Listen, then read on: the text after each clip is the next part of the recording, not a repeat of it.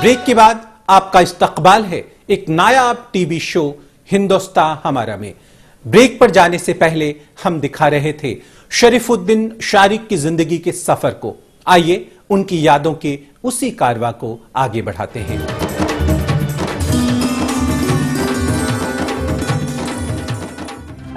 उनका मानना है कि इस मसले के निपटारे के लिए कश्मीर की आवाम, हिंदुस्तान और पाकिस्तान को मुतमईन होना पड़ेगा। तकसीम के पुराने जख्मों को भुलाकर अमन के फूल खिलाने होंगे। कश्मीर को मसला हल करके कश्मीरी लोगों को भी मुतमईन होना पड़ेगा और इंडिया और पाकिस्तान को भी मुतमईन होना पड़ेगा।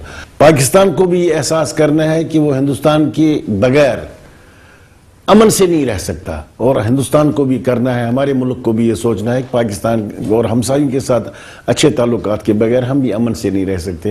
लिहाजा बेहतर है कि हम आपस में ताल्लुकात बढ़ाएं, डायलाग कर लें, तिजारत बढ़ाएं, आना जाना बढ़ाएं, तालीमी मदारिस हमारे पास यहाँ हैं, वहाँ के लोग यहाँ पढ़ने आए, हमारे लोग वहाँ चले जाएँ, वहाँ के लोग हमारे अस्पतालों का, हमारे मेडिसिन का फ़ायदा उठाएँ, हमारी एडवांस टेक्नोलॉजी का फ़ायदा उठाएँ, हम उनकी चीज़ों का फ़ायदा उठाएँगे। धीरे धीरे ये पुराने ज़ख्म जो हैं तकसीम के, ये जाएंगे और दोनों कौमें एक होकर के बाई बाई की तरह रह जाएंगी। जंग से जख्म मिलते हैं, मरहम नहीं। शारिक साहब इस बात को बखूबी जानते हैं, इसीलिए उनका कहना है कि बातचीत और मोहब्बत से कश्मीर मामले का हल निकाला जा सकता है।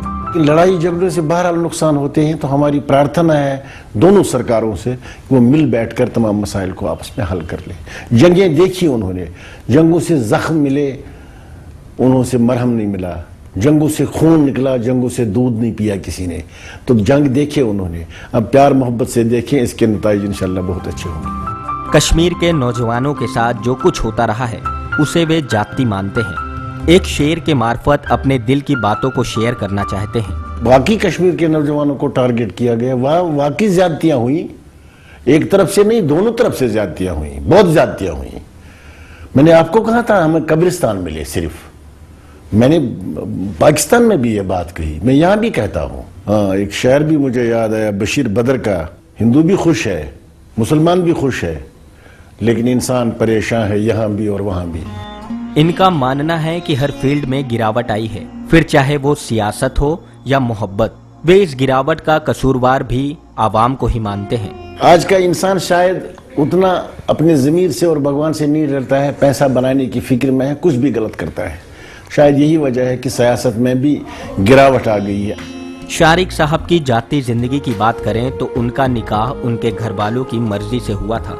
इनका कहना है कि उन्हें तो अपने निकाह की बात भी उस रोज शाम पता चली। हमारी पसंद से उन दिनों नहीं होता था। जिस दिन शादी मेरी होनी थी, मैं कहीं गया था, मुझे घर से खत, मुझे इतला मिली फौरन घर आ जाना। शायद मुझे याद है वो सैटरडे था, तो मैं दोपहर को घर में आया तो मुझे पता चला आज मेरी शादी है। शाम को हम चले गए, मुझे दूल्हा बनाया गया और शाम को मेरी बीवी मेरे घर में थी। इतना कुछ पता है मुझे, ज़्यादा इससे अलावा कुछ पता नहीं। उससे पहले कभी बीवी को देखा भी नहीं था। वे अल्लाह ताला के बेहद शुक्रगुजार हैं कि उनके बच्चों को इतनी उम्दा तालीम और तरबियत हासिल हो पाई।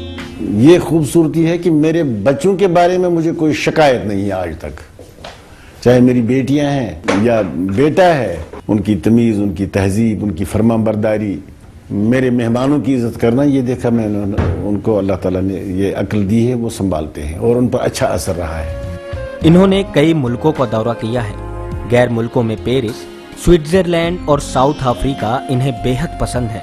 पेरिस मुझे बहुत अच्छा लगा, स्विट्जरलैंड बहुत अच्छा लगा, लेकिन अगर और चीज़ों के लिए आप देखें तो अफ्रीकन कंट्रीज बहुत देखने के लायक हैं। यूं तो इनकी मुलाकात कई बड़ी हस्तियों से हुई है, लेकिन नेल्सन मंडेला को वो आज तक नहीं भूल पाए हैं। मुझे इतनी खुशी हुई जब मैं नेल्सन मंडेला साहब से मिला हूँ, जैसे सारी दुनिया की दौलत मैंने ले ली है। इन्हें शायरी का बेहद शौक है। जब भी महफिलों में ये बैठते हैं तो अपनी खुशदिल मिजाज और मजाकिया अंदाज से सभी को ठहाके लगाने पर मजबूर कर देते हैं। सोपोर के हर गली कूचे में हमारे जलसे होते थे और औरतें पुकारती थी कि हम खाना पका करके आई हैं, आप रात भर बोले हम सुनने आई हैं। तो हम उनको बीच में चुटकुले सुनाते थे, तो वो खुशी खुशी बाद में जलसे से जा करके घर जाती थी। पुरानी फिल्में देखने का इन्हें बेहद शौक है। एक वक्त ऐसा था कि जब ये फिल्में देखने के लिए 100 किलोमीटर तक का सफर तय कर लिया करते थे। اگلے زمانے کی موویز جو ان دنوں میں آتی تھی، ہم سکول سے بھاگ کر کے مووی دیکھنے جاتے تھے، ایک دم گاڑی میں بیٹھ کر کے 100 کلومیٹر کا سفر کر کے سری نگر پہنچتے تھے، اور وہ کوٹ ووٹ پھینکنا اور ٹکٹ لینے کے لیے بھاگنا اور وہ کرنا، وہ ہم کرتے تھے، یار دوست آتے تھے۔ ان دنوں ان فلموں میں عاشق ہوتا تھا۔ موسیقی کا انہیں بے حد شوق ہے۔ صوفیانہ موسیقی انہیں سکون دیتی ہے۔ صبح صبح موسیقی سننا ان کی دنچریا میں شمار ہے۔ ان کے فیوریٹ سنگر لتا منگیشکر اور محمد رفیع ہیں۔ صوفیانہ موسیقی سے میرا مطلب دل بہلتا ہے، واقعی دماغ دل میں اتر جاتی ہے صوفیانہ موسیقی۔ میں صبح روز 7 بجے گانے پرانے آتا ہے، ایک پروگرام بھولے بسرے گانے، تو وہ میں اکثر سنتا ہوں صبح، کیونکہ ان میں بہت ادبی گانے ہوتے ہیں، بہت شاندار گانے، بہت اچھی زبان۔ اپنی لتا منگیشکر، اس کا دنیا میں جواب نہیں، اور اپنے رفیع صاحب، ان کو خدا مغفرت کر لے، وہ تو عظیم گائک تھے ہی تھے۔ کھانے پینے میں انہیں سادگی پسند ہے۔ میں کھانے پینے میں بالکل لاپرواہ ہوں۔ میں پیٹ بھر کے کھانا نہیں کھاتا، میں کھانا بہت کم کھاتا ہوں۔ اپنی پارلیمنٹری کانسٹیٹوئنسی میں یہ ہر روز 100 سے 200 لوگوں سے ملتے ہیں اور ان کی تکلیفوں پر غور فرماتے ہیں۔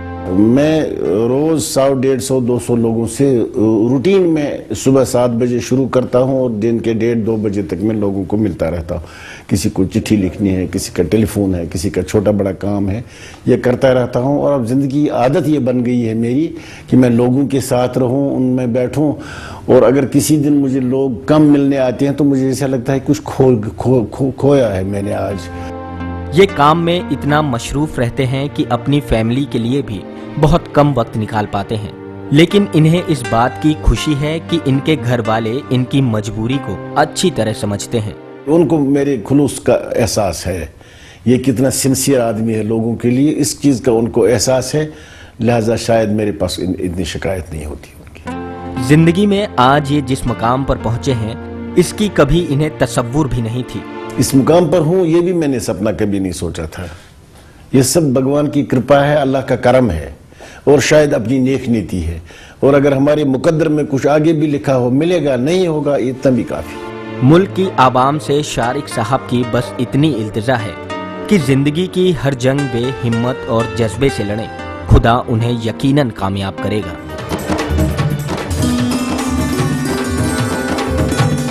اب وقت ہے ایک چھوٹے سے بریک کا، پر آپ کہیں جائیے گا نہیں، کیونکہ بریک سے لوٹنے کے ترنت بعد ہم پیش کرنے والے ہیں آپ کا پسندیدہ سیگمنٹ کردار۔ آپ وقت کی دھڑکنوں کو یوں ہی سنبھال کر رکھیے گا، ہم لوٹ کر آتے ہیں پل دو پل میں۔ نصرالدین شاہ کا ایک جو سیریس اور ایک جو ہیومن اینگل کو دکھانے والا، یہ اپنے آپ میں ایک الگ کردار ہے۔